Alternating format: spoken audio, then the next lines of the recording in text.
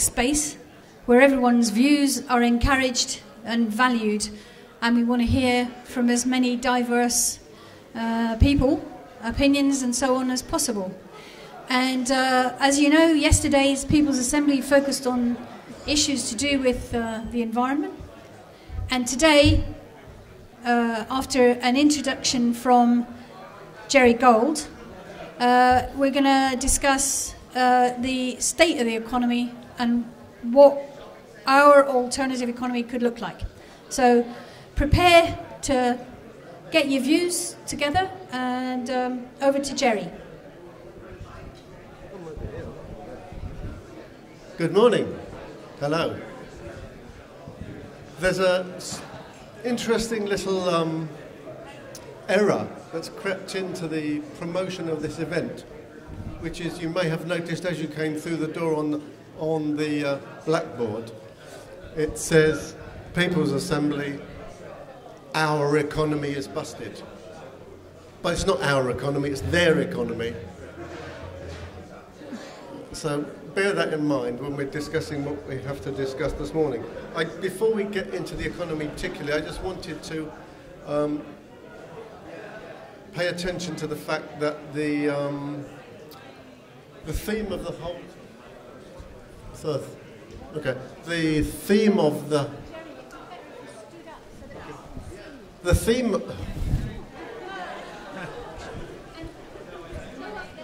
don't want to go up there. I'm happy here.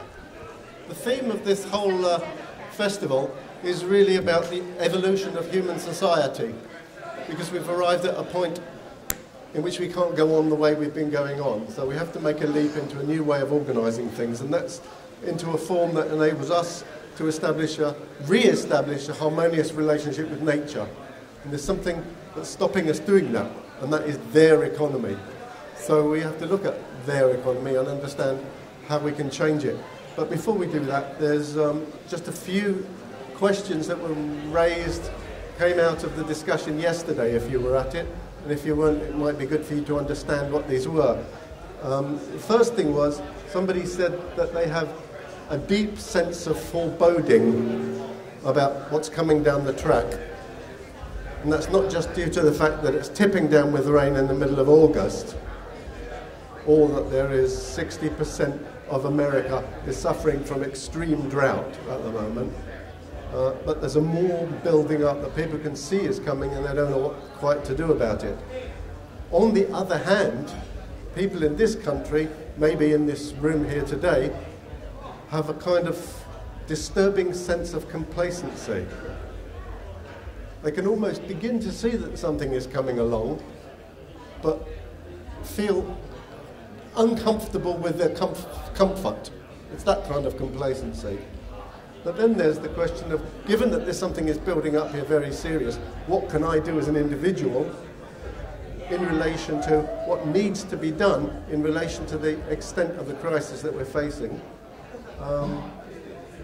And the question is, will a sudden sharp deterioration in the conditions of life that are being experienced in Greece and Spain and America and other parts of the world be felt here, and will that prompt us into some kind of action?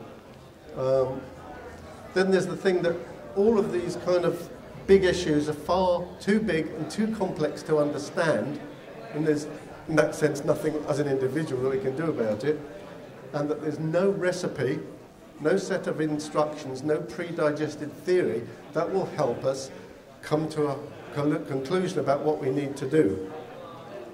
But, and this was Penny's response, there is a dialectical way of thinking about the world and about the way things are developing that can help us find solutions, and that is a way of thinking that goes beyond the empirical, let's try something and see if it works. So now, I have to shout like that, okay. Just echoes. It just booms. So, where are we in the economy? Very seriously in the deepest crisis that any of us have experienced, that has been experienced in the entire history of the capitalist system, which has been in existence for 350 years. It's as serious as it gets. The drive, the for-profit drive of the last 30 or 40 years that produced global corporations resulted in swamping the world with commodities. We know about all of this. We've been required to buy stuff in a way that we've never required to buy it before. That drive for growth has produced this ecological crisis, and in recent years, attempts to stop it collapsing, stop growth collapsing, have enslaved all of us around the entire world in debt. It's a new form of debt slavery that every one of us now owes the government about 30 to 40,000 pounds in this country. You have a mortgage whether you wanted it or not, and you will be required to pay it back unless we can make the changes that we're talking about. But that process of accumulating debt came to an end in 2007, 2008, with a global meltdown across the entire world. That meltdown has led to a contraction in the economy despite massive attempts to keep it going by pumping more and more and more and more credit into the economy. That process itself has failed. So now the global economy is contracting at a rate faster than the people who write the articles in the financial pages of the press can keep up with it. They are constantly surprised. Every day there are articles appearing, constantly surprised by the extent of the slump that is now hitting the British economy, the American economy, the European economy, every economy in the world is, and of course the slowing, very rapid slowing down in growth in the Chinese economy, which has been the motor of growth for 20 or 30 years. So the consequences of this contraction, if you have not felt them already, are being felt in other parts of the world, and they are most brutal. So you now have in Spain 50% of young people have no jobs and no prospect of jobs. 25% of the entire population, working population of Spain, has no jobs and no prospect of jobs. Those people that do have jobs, teachers, we've been talking about yesterday, have not been paid for 7 months and are not going to be paid. There is no way that they can be paid.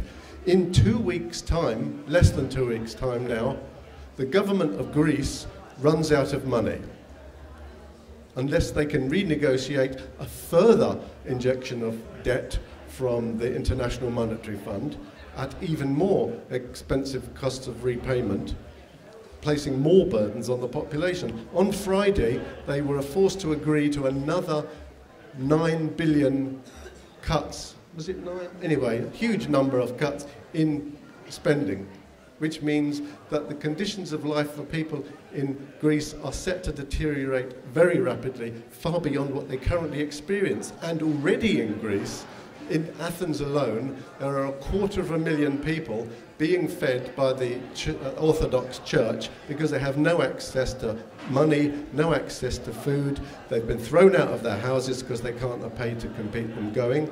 And these people are not poor people particularly, of course there are many poor people amongst them, but these include people who are architects, who are engineers, who are IT specialists, who've been thrown out of work by the depth of this crisis.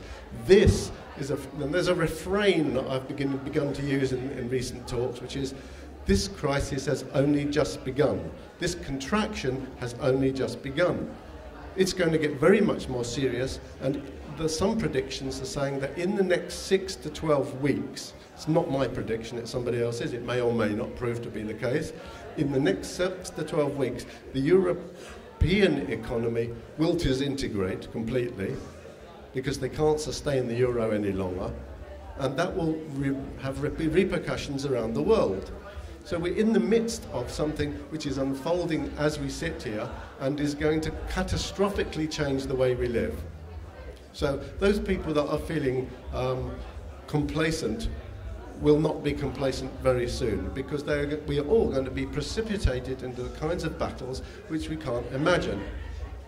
If the contraction of the economy, which I have begun to explain to you, is allowed to continue, if we allow it to continue, if we allow their economy to contract in the way that it is now obliged to contract, if we allow it to continue, then we'll be facing a destruction of value, a destruction of property, a destruction of physical infrastructure, a destruction of human life on a scale far deeper, far wider than was seen in the Second World War.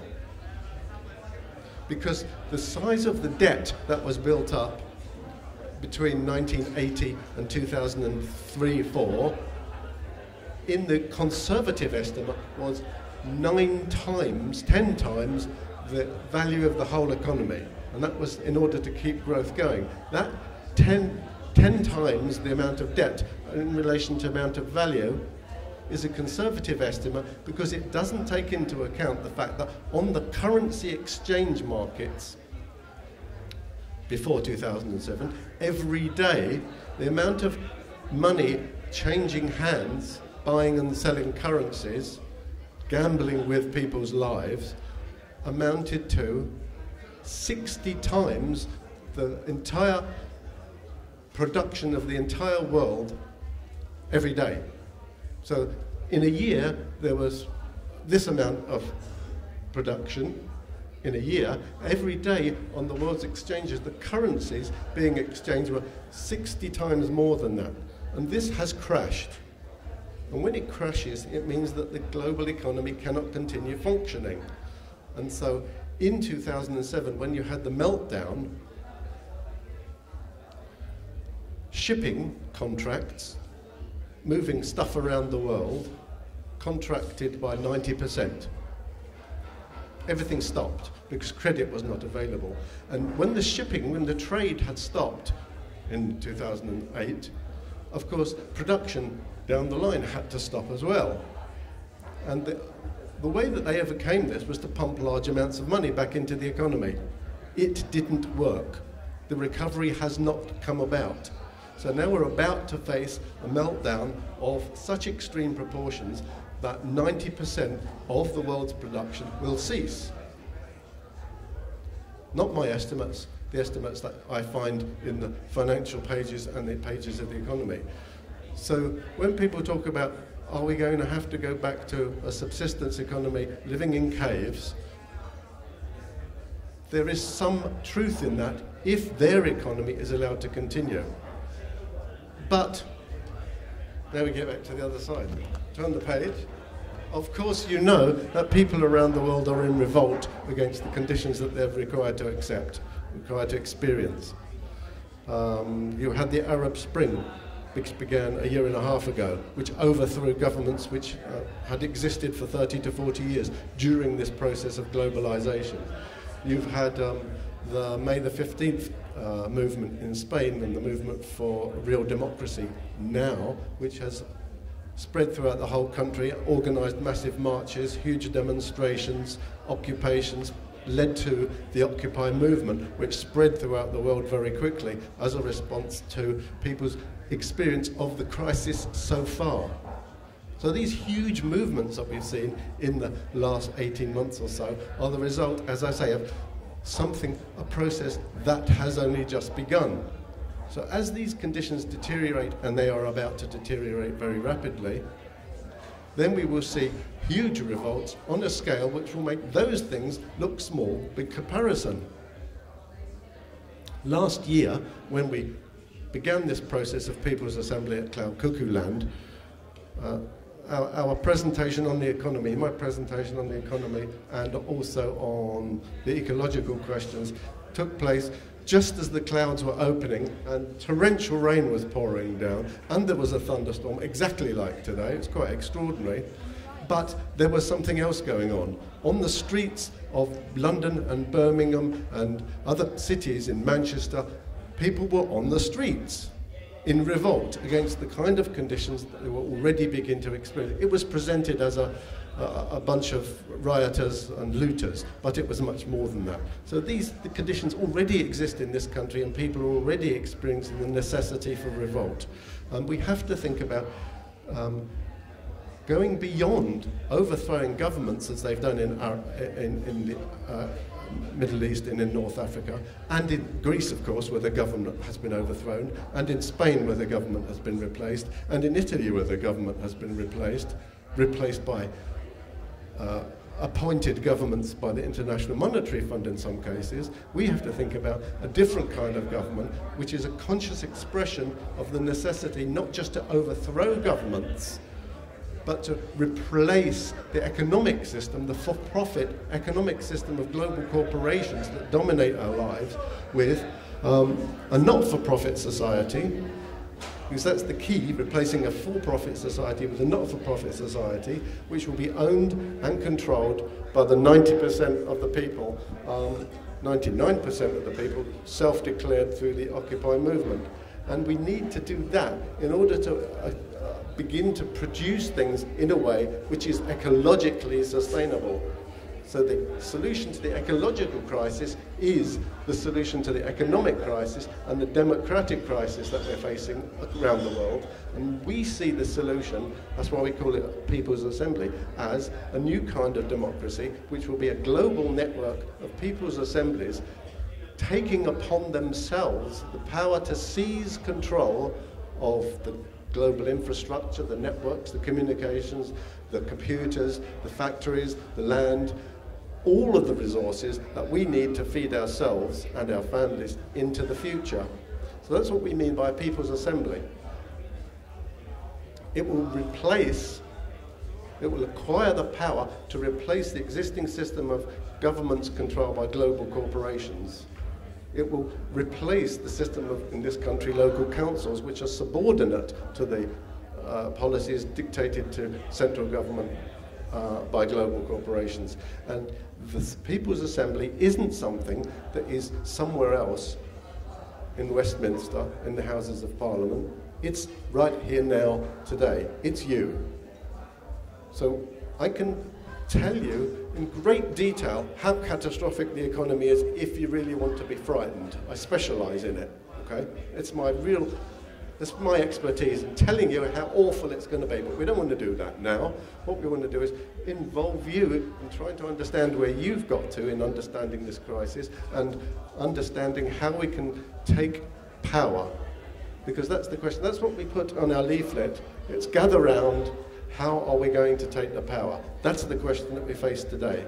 So that's all I have to say to open up the discussion. And who wants to be first in putting forward their opinion?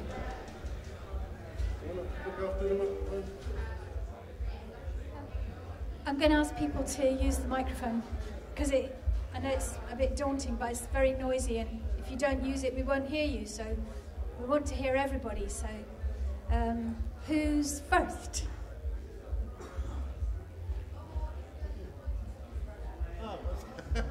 Oh, he was just scratching his head. I thought he was putting his hand up. But you could speak anyway, even if you are just scratching your head. You could be scratching your head. I wonder what I'm going to say. Anyway, this is the People's Assembly, so all experiences and knowledge is extremely valuable. So let's get started. Go on, have a go. You can do it. Helen, just come in and listen. You can say it's rubbish.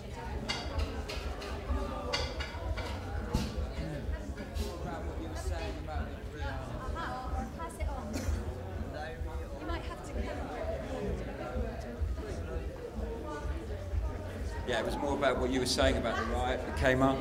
Not the student one, the other riots that, when you said it was put out in the media, it's just like criminals doing it, but there's actually that underbelly within the community that it's really rife. It's like you said, it's on the edge, it's bubbling.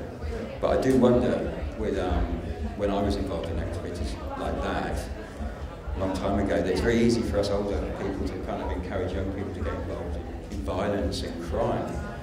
And actually they're the ones who suffer at the end. And I don't know whether full-on confrontation with the state is a viable option.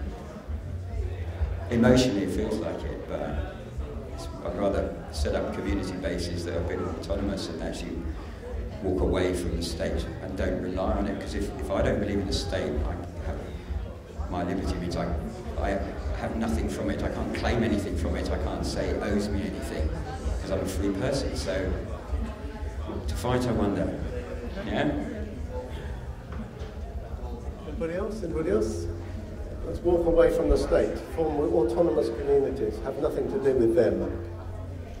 Just leave them alone to get on with it. Let them get on with it. Is that going to work?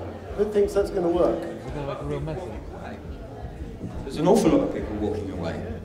As I walk around this land, there are literally tens of thousands of people just quietly walking away, not confronting it, networking, setting up zones, and becoming also a lot more mobile. Because I think the survival strategy for the future is definitely mobility for everybody at some level, whether or not communities are set up with elders, because we have to incorporate elders into this. And the elders at the moment on the outside, I mean, my vision that came out of the old kind of punk ethos was that communities will be around where the elders are not the elders because they're elderly, need to be static, and they're the ones that can hold the infrastructure of static communities.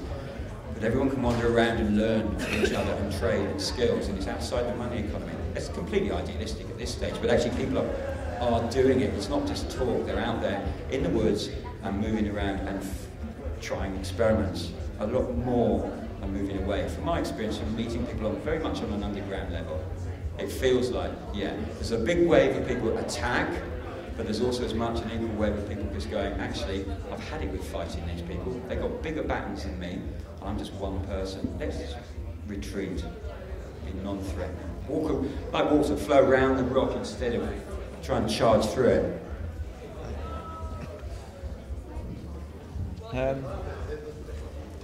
Okay. A lot of people are retreating.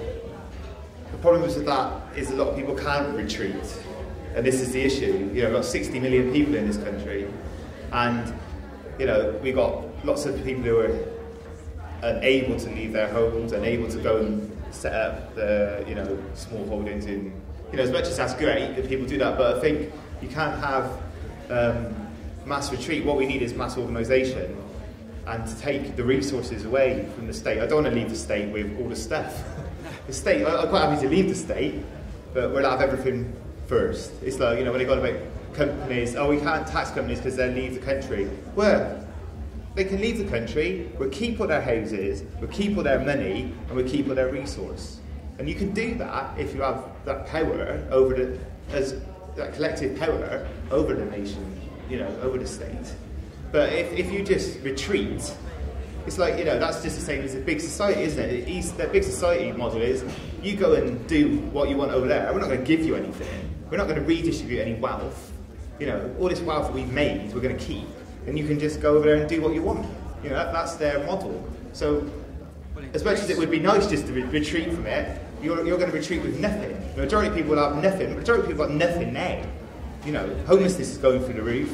You know, benefits are being slashed. Loads of people haven't got work. So you can't, you know, it's very difficult to transition from what you're talking about, which would be great, don't get me wrong, I'm not knocking it, but I don't think that's a model for large scale sort of... Hang on, it's not a debate. It is a debate, but if everybody gets... I just wanted to talk about Greece and I've been with Athens, talking to people there and how I agree with this nice bullet here, yeah, exactly. You can't just retreat and leave all the stuff with the government. But I think it's very easy in a community such as this festival to feel particularly powerful, to feel like people, the whole of the country somehow agrees with us. In fact, if our section, our little our gathering here retreats, that's just us, and we're quite a small group, you know? We're not 60 million people, that's for sure. So if there's us retreating, then there's you know, a massive, much bigger group of people who aren't retreating. And then there's the media, which will give this opinion that these people who are retreating, I presume you mean squatting and going away into communities like that, skipping, things that are just about legal or just about illegal. You know, if we're doing that, we're going to be criminalised. We're going to criminalised. We're going to appear like bad people, particularly if there are drugs involved. Like the media love to latch on to things like that. So I think before we start this idea of retreating, we need to start this idea of reaching out, because we're all a big choir preaching to each other sat here. We all agree with each other on a very grand, in a very grand way. We need to bring these messages to people who don't agree. We need to talk to people. We need to create. We need to be creative. We need to be, you know, accessible. We need to make our ideas accessible, and that's a lot harder than just retreating, but it's necessary.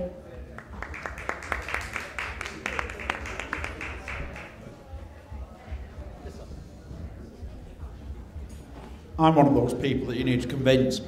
I actually came with Jerry and Jessica. Jessica's my girlfriend, which is why I'm here.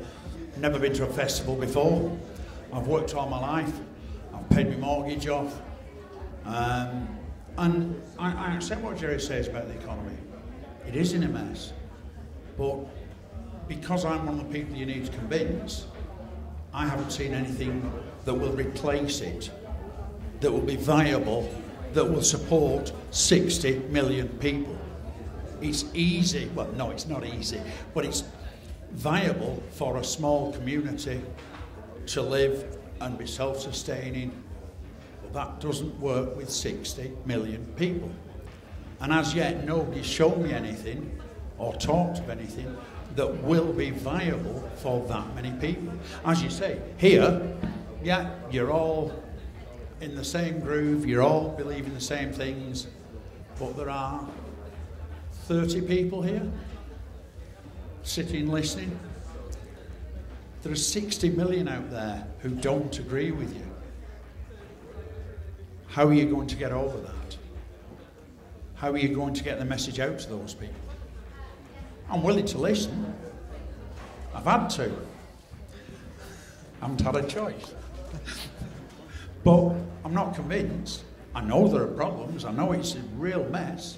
But I can't see a way out of it. And I don't claim to know a way out of it. But I'm not convinced what Jerry is saying, what Penny is saying, what everyone else is saying is viable. It's easy to say, let's take the power. How? How are you going to take power? Yeah, you take it off the corporations. But it's not the corporations that need to take the power. It's those 60 million people, not the 30 sitting here.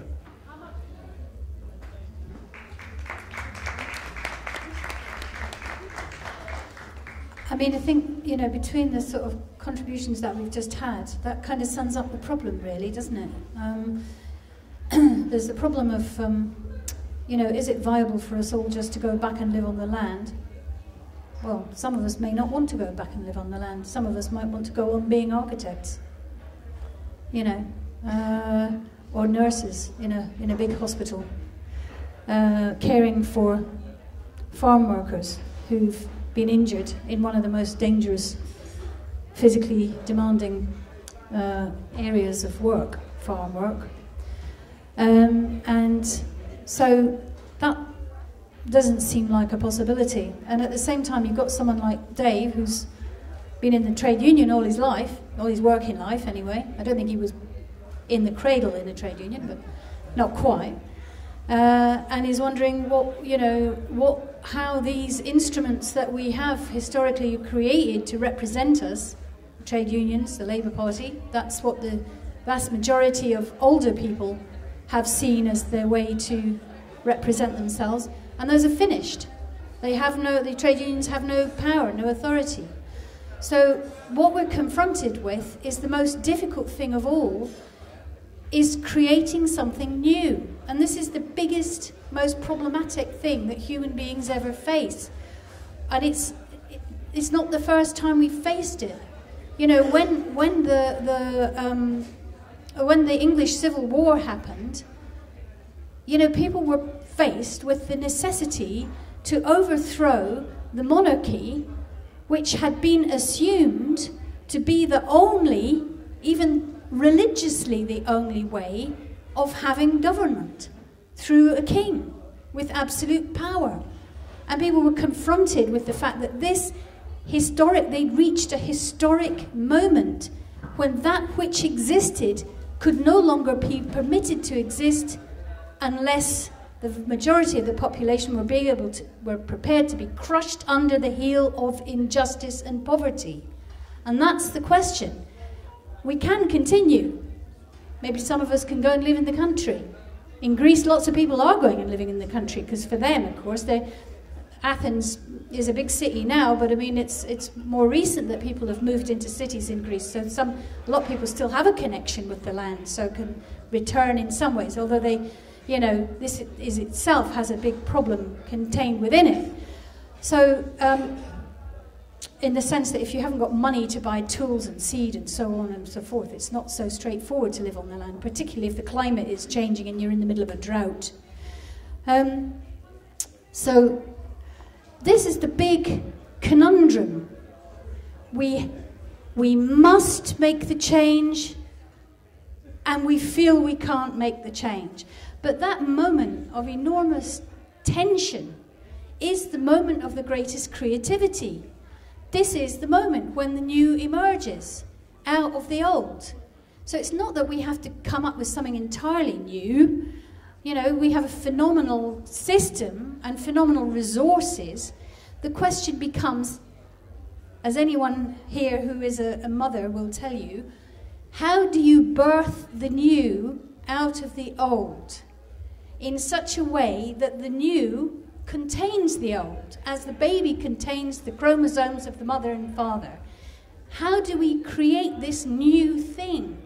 And that is the most creative moment. It's also the moment of the greatest pain, I seem to remember, and the greatest labour, and the greatest commitment. So this, philosophically speaking, is where we are in history. We're at this moment of the greatest tension when the new must be birthed. So the People's Assembly idea is a theoretical idea that we've developed along with a whole number of other people, which can be the vehicle, the delivery room, if you like, for this new thing. And it can include concepts of withdrawal, of having a sustainable society. It can include all sorts of different perspectives and visions of the future. But what it must also include is the vision of power.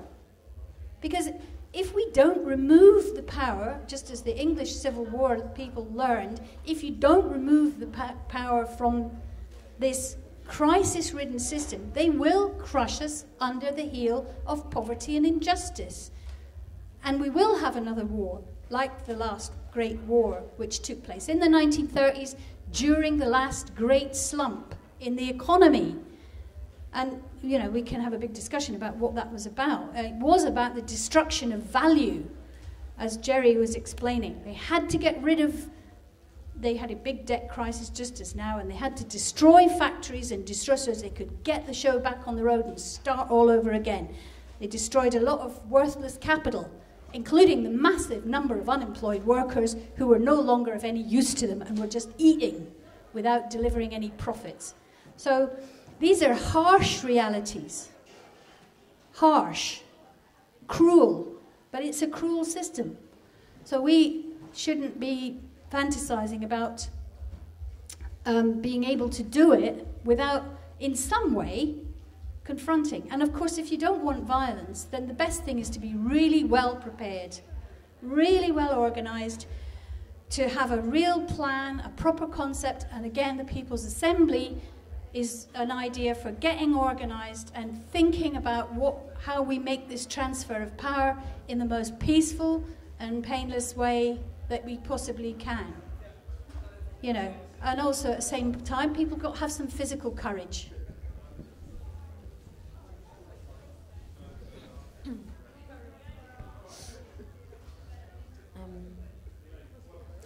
This power, I feel like it's empowering. It's about empowering the self,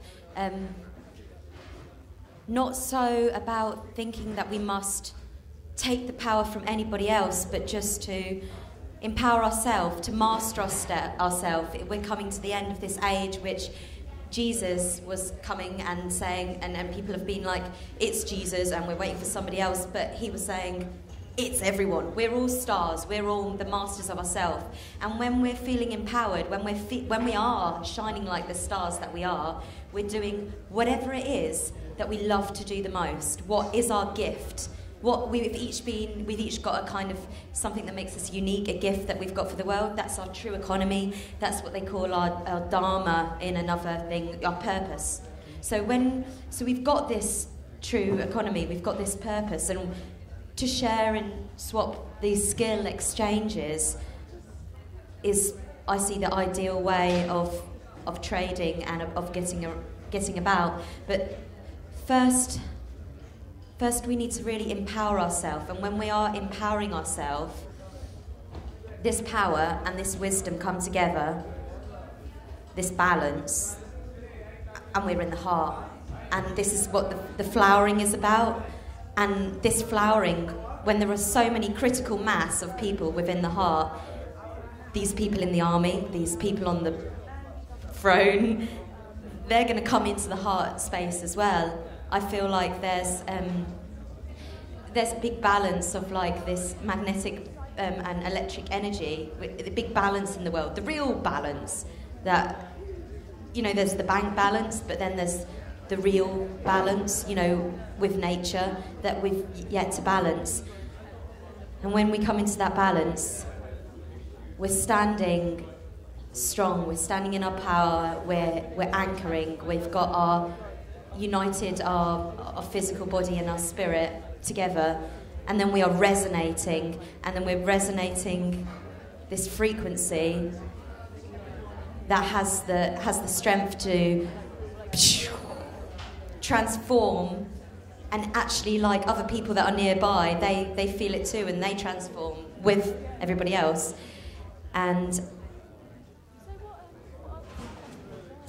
yes.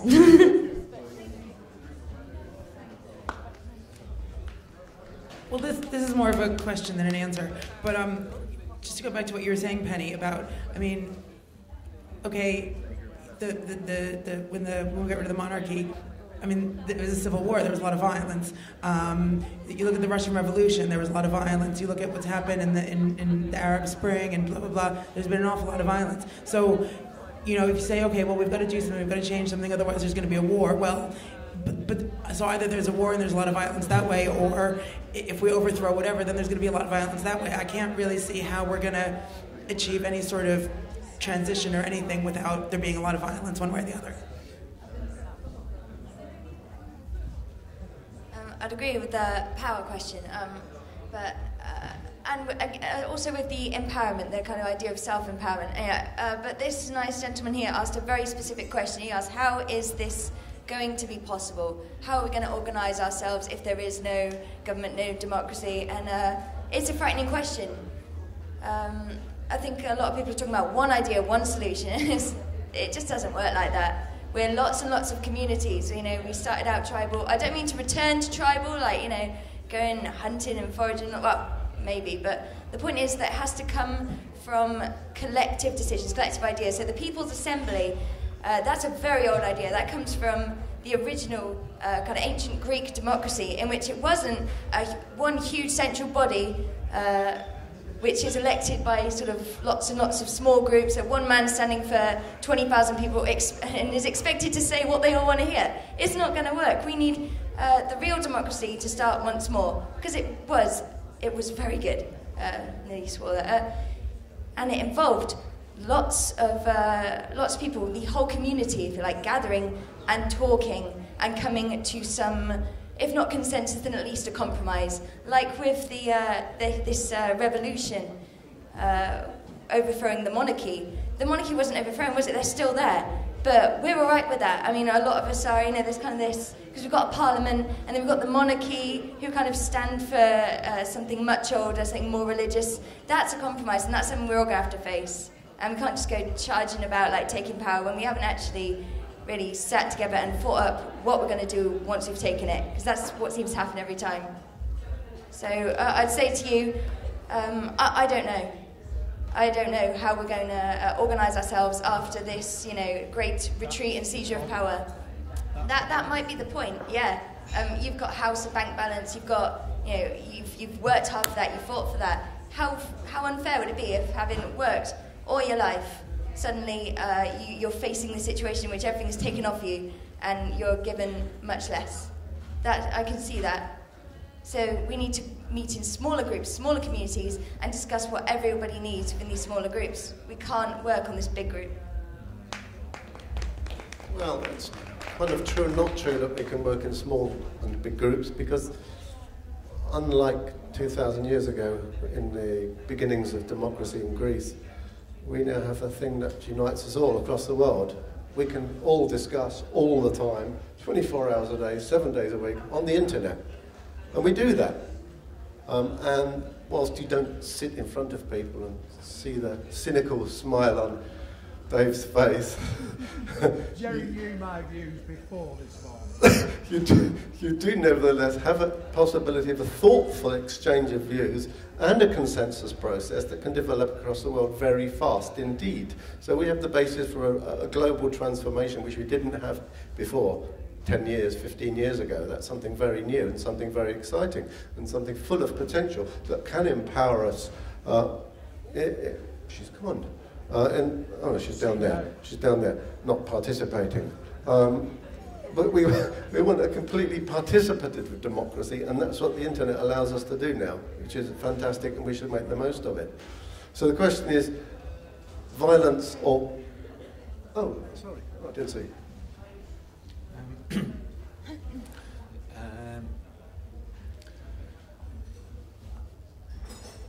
If it's going to get as bad as you say it's going to get, food is going to be a major issue, and food is something that brings us all together, and we've all got to be fed at the end of the day.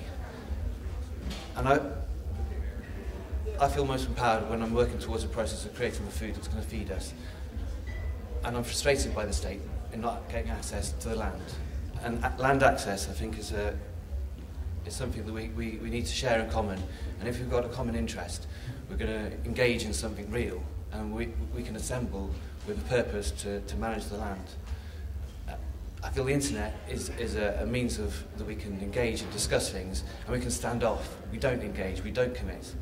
And the people of Assembly, if they're going to discuss anything, has got to be real solutions to which we're applying ourselves every day in a debate and discussion about what we're doing on the land.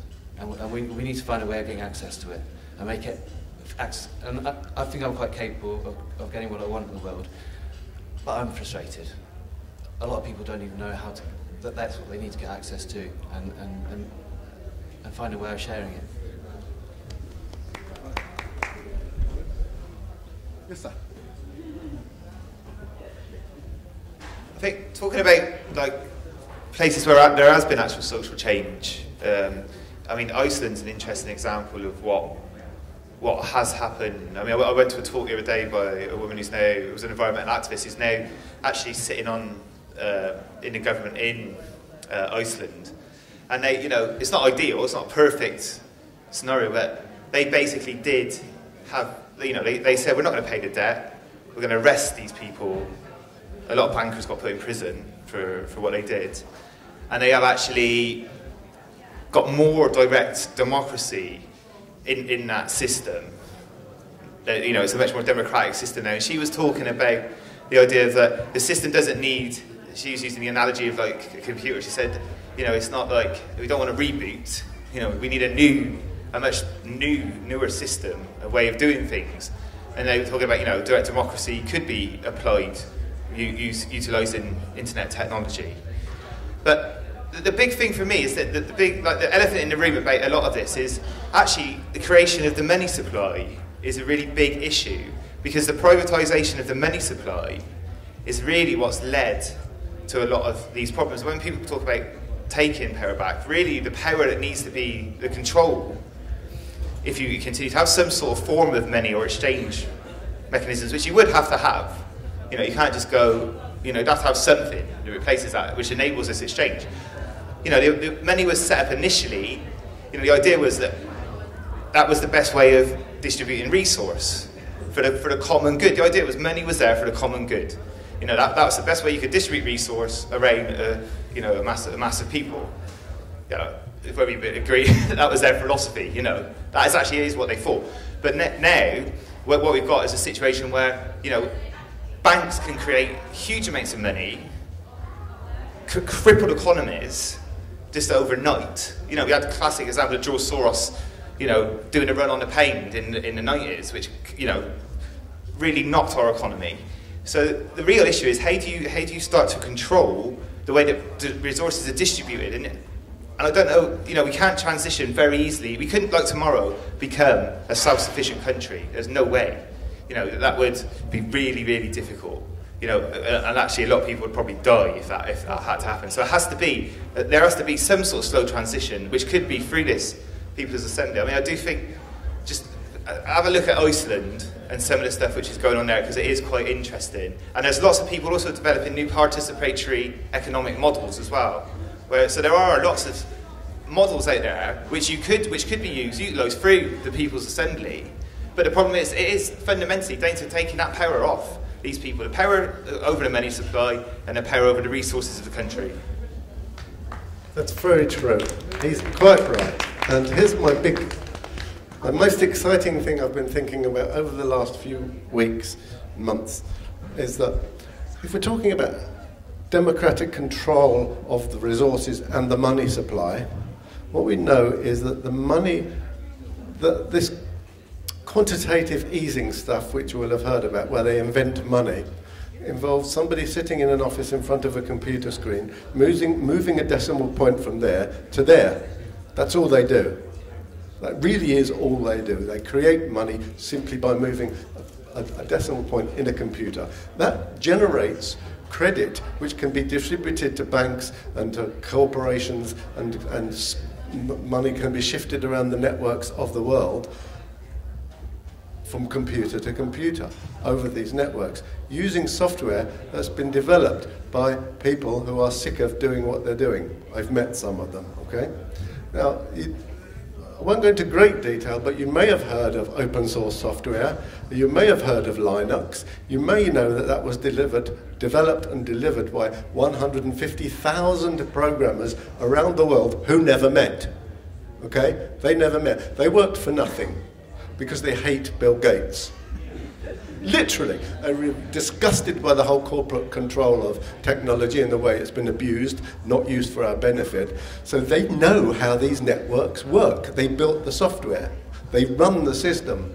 If we could say to them, oh look, you are already a collective of 150,000 people, a collective called the People's Assembly, let's say. You control all the networks. You can take over and run these systems and these services. You can take power from the banks. You can not strike. You don't need to strike and, shut the thing down. We need to convert it to a different purpose altogether.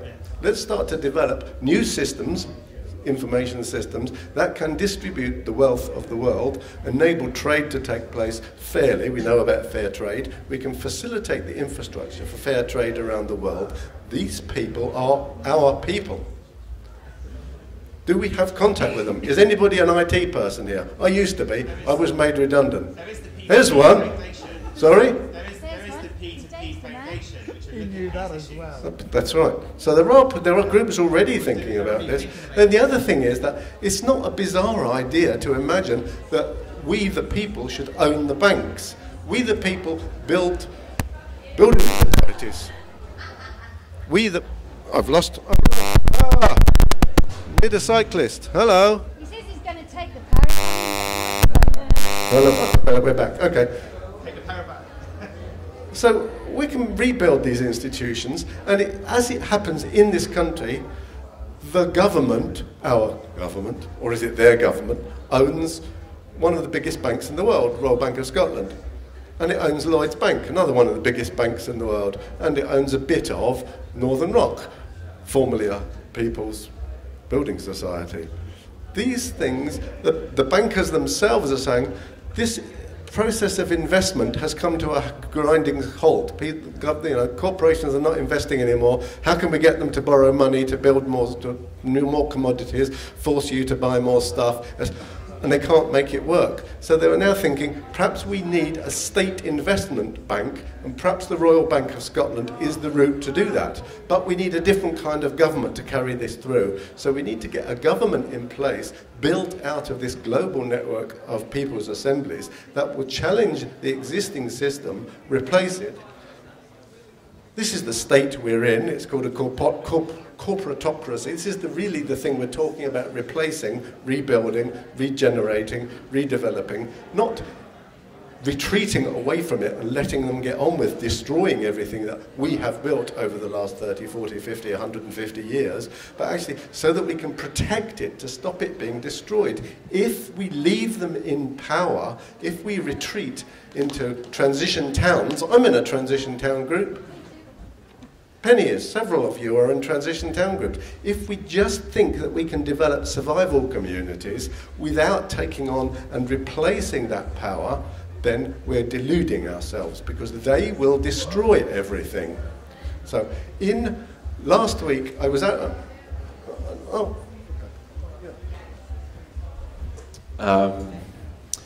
Gosh, I hadn't planned to come here, so I'm just here and I just feel to say something. I agree with so much of what you're saying, and I probably sound like an idealist, but it feels like the root cause of all the problems in the world aren't going to be solved by fixing the economies, they're going to be solved by fixing ourselves. And the reason why all the economies, there's so much trouble in the world, is because people are inherently selfish at the top and at the bottom. And until people on a deep level wake up and realise we're all one, all these problems are still going to exist. You change the power from one person to another, those people end up then, if they're selfish inherently, then the same problems keep on rooting up, and that's what's happened constantly throughout time. The only real deep solution is for us to wake up, and we can only do that for ourselves. So, is it true? Are we all selfish? Anybody else? Anybody else? Penny thinks we're not selfish. Oh no, I think we are selfish. I think we're both selfish and cooperative, and generous and greedy, and kindly and brutal.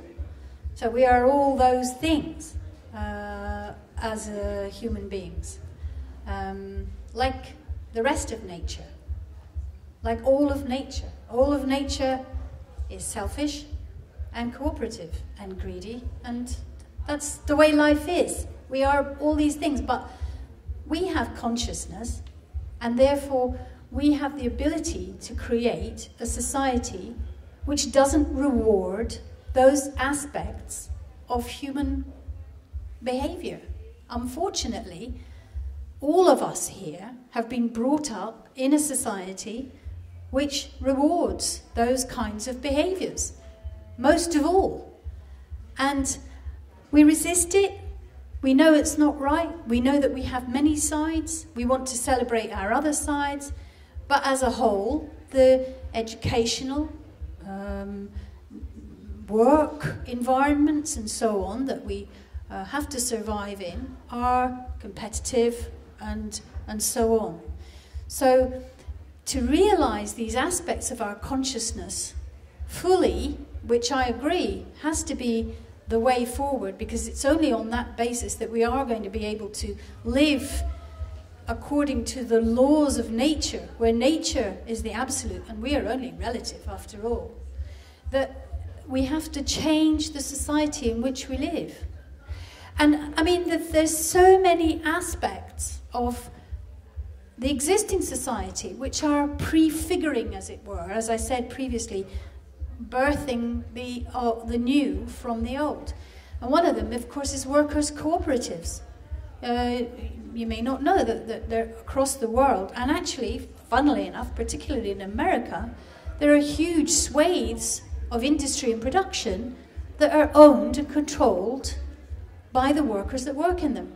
Where I live in Scotland, we have a paper mill. It's the last paper mill in Scotland. The people that owned it decided that its only future was to turn it into a workers' cooperative. So the workers own it, and they take the decisions, and they're surviving the recession better than most. And in Spain, you have the Mondragon Cooperative, which is a huge collection of different businesses, including a bank in the Basque country, where the workers own and control what happens. And as a matter of fact, the report came out last week, they're actually surviving future, not in this dreadful competitive schools where they've got to constantly be tested and so on. We can do that, but before we're able to really fully realise that for everybody, not just for ourselves, after all, I could go off tomorrow and try and realise that for myself, but it wouldn't help the community and society in which I live in Glasgow. You know, where I work in a community garden where we produce fantastic vegetables with the help of willing volunteers, and I can't get any of them to eat the bloody vegetables. They grew them, but they wouldn't know what to do with them. These are people with the unhealthiest diets on the planet, who will die young, before, actually, some of them will die before their parents because of their diet. So this is the challenge that we face, not to do it for ourselves, but to do it for our whole community. And that means we have to remove the authority to make war from the people that want to make war. So as we, at least our children aren't killed, you know, that would be good.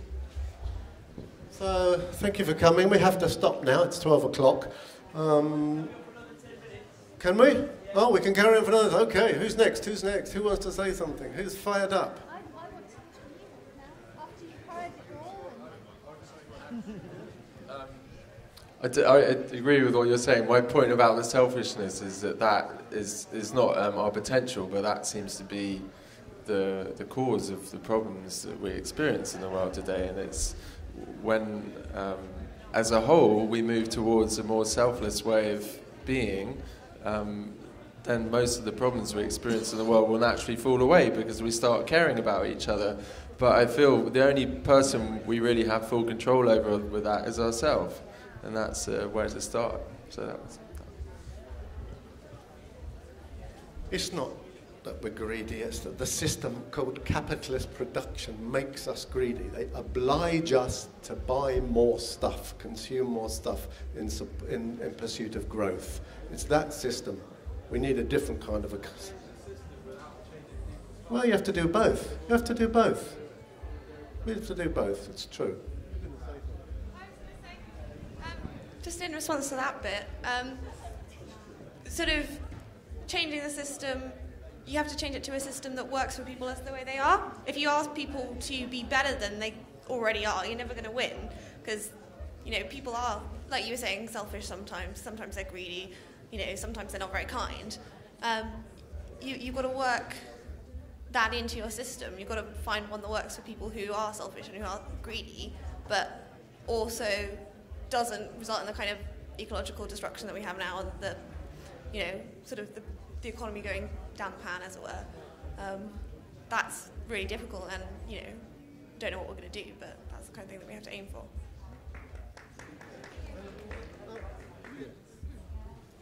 He's come back. He agrees with us. Yeah, look. The only point I really wanted to make is I actually quite like my life. And a young lady that's gone now mentioned people in the army. People in the army are in the army because they want to be in the army. It's not conscription. That's what they want to do. And Penny mentioned people might want to carry on being architects. You've got to find something that encompasses people that are relatively happy with their lives. You can't do it without finding something that won't alienate the vast majority of the 60 million people. They're going to be alienated whether they like it or not, mate. That's the problem. The capitalist system's not going to treat them nicely. They're going to lose everything. People are losing everything. Sorry.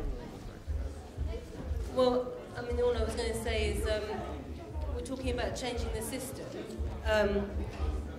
It has to be an aggregate of all different ways of creating energy for free, and also we have to be thinking about people in less fortunate parts of the world and redistributing the wealth over that way.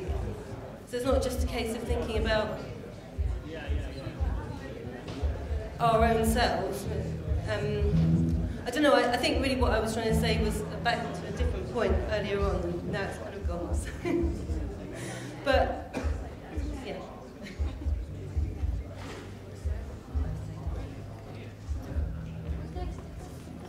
Anybody else? We have some books which we've written over the last 8 years or so, which are on sale over there. One's called A World to Win, another called Running a Temperature, another one's called Unmasking the State, which is a very important book. And there's a manifesto of revolutionary solutions, which we wrote last year, the version which we wrote, which is only £1. It's blue, very good, compact, Yes, sir. If we're talking about collectives, is there any possibility with what's been set up here to set this as a base to this particular farm and this local area from which to work from to establish a community? I missed the early part of the session today, but if anything's going to happen in that direction, I come from Forestry in Gloucestershire. I would very happily come and join in with anything that's being done here. I think Marcus is going to talk a little bit about that. I think that there is a proposition around that, which Marcus has talked about a little bit yesterday, and I think he's planning to talk about it a bit more today. I don't think Marcus is here at the moment. They are proposing to set this up as a permanent eco-village kind of base, eco-structures that will do that. So contact the production office, talk to Marcus, he'll sort you out on that direction. But the good thing about it is that the way Marcus envisages it does include people like ourselves who come from a different sort of perspective. And it includes the perspective of people who think the answer is to change ourselves first, and the perspective of, people who don't believe we can take power. And, it does try, the great strength of the way Cloudcuckooland has been structured as a festival is that it does include arts, music, and all sorts of diverse people. And I'm sure that the vision for this as an eco-village will also have a space for those of us who are really thinking less about withdrawing and more about advancing. Actually, Napoleon said that you should retreat in order better to advance, which is quite a good principle. So, I think we should stop now, but you see, he thinks he's one of the complacent. Oh, here we go. No, I'm a little bit irritated by your glass. Yeah, go on then. Go on.